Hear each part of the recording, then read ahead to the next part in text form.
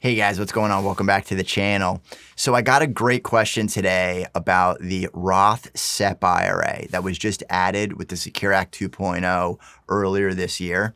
So I wanted to go through it and explain why I still don't really like using the SEP IRA, even though they're adding a Roth side to that retirement plan. So let me go ahead and read the question and then we'll go ahead and I'll explain a little bit further. So the question says, why do you say that you still have to do the backdoor Roth via the pro rata rule when you can just I think they're saying contribute directly now after the Secure 2.0? Am I missing something?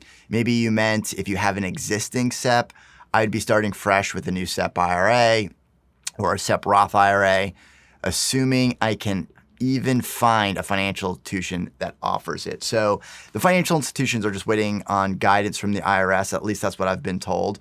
So let me explain why, even if you have an existing one or a new one, I still kind of feel the same way. And here's why.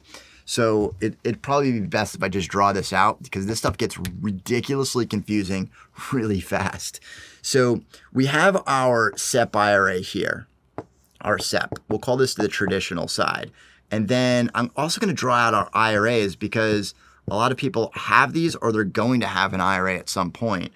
And then I'll draw the Roth over here, and then I will draw the SEP, and we'll just call this the Roth. So it is true that you can make a direct contribution to the SEP Roth side. So you can take that profit sharing contribution, just for argument's sake, let's just say it's $100,000 of income, and that means we can do up to 25%. So just for simple math here. So we could do 25%, $25,000 into this SEP. So that's already limiting because that is the maximum that we can put in here.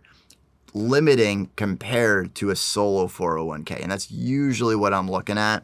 So if we're comparing that to the solo 401k at $100,000, I'm going to be able to save $66,000 into my retirement plan. But with this SEP, it's going to get capped at 25%. Or what's going to work out to 20% if you're doing your net profit minus 1/2 of your self-employment. That's for people that are actually digging into the calculation. So that is what's limiting here. But here's the thing. If this is all you're doing, all you have is the Roth side, that means you're never paying attention to the traditional side. And the mistake there often is that you're going to miss some tax credits or deductions along the way. That's usually what I find. So you're going to eventually have some pre-tax money here at some point. Now, if that is the case, or if you earn too much and you can't make a contribution into your Roth side, your Roth IRA. So for 2023, we can do up to $6,500. So if I'm doing that backdoor Roth and I have any traditional money here, then I can't do that anymore.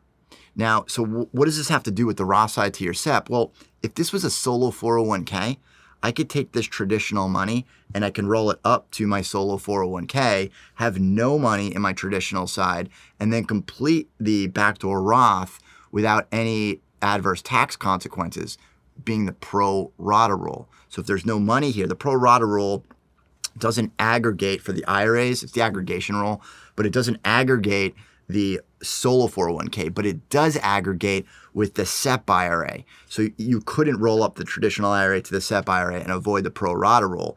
It would still rope in all of these dollars with those non-deductible contributions. So if I had whatever, $100,000 down here, $10,000, doesn't really matter, of pre-tax contributions, and then say I had $6,500, whatever, I have to take an equal ratio of the pre-tax and the non-deductible contribution or the after-tax amounts per conversion. So the only way I can convert that's full $6,500 of non-deductible contributions would be if I also converted this $100,000. Well, in converting that pre-tax amount, that gets added to your income. So that's kind of the issue there.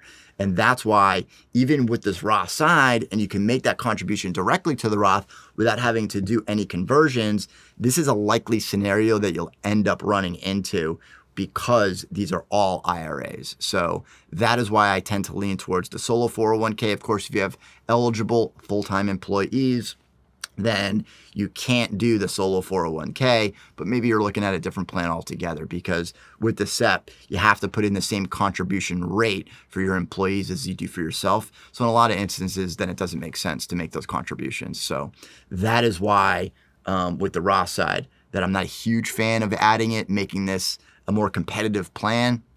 They should just allow regular 401ks for everybody. Solo or not, everyone should get a solo or a 401k. That is my suggestion, but Congress hasn't done that, and this is what we're stuck with. So hopefully that helps. If you have any questions on this stuff, let me know in the comments down below, and we'll see you on the next one.